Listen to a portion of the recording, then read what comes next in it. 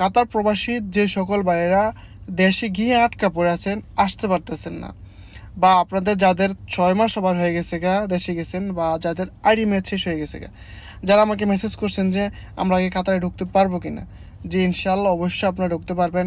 এটা যেহেতু একটা ইন্টারন্যাশনাল ইস্যু, এবং কি কাতার সরকার অলরেডি অ্যানাউন্সমেন্ট করছে যে 28শে ফেব্রুয়ারি থেকে মার্চের 28 তারিখ পর্যন্ত 1 মাস সময় নির্ধারণ করা হয়েছে।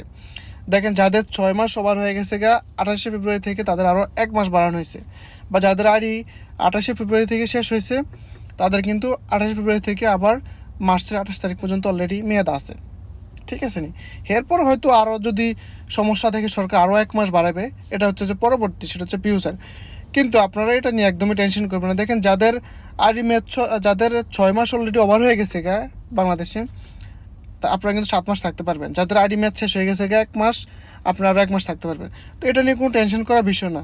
এটা সরকার যখন সব কিছু স্বাভাবিক হয়ে যাবে, কাতারের বা আরব দেশগুলো সব কিছু স্বাভাবিক হয়ে যাবে, সরকার আপনাদেরকে অবশ্যই একটা প্রসেসিংয়ের মাধ্যমে আপনাদেরকে নিয়ে আসবে। ধন্যবাদ। আশা করি আপনারা বিষয়টা বুঝতে পারছেন।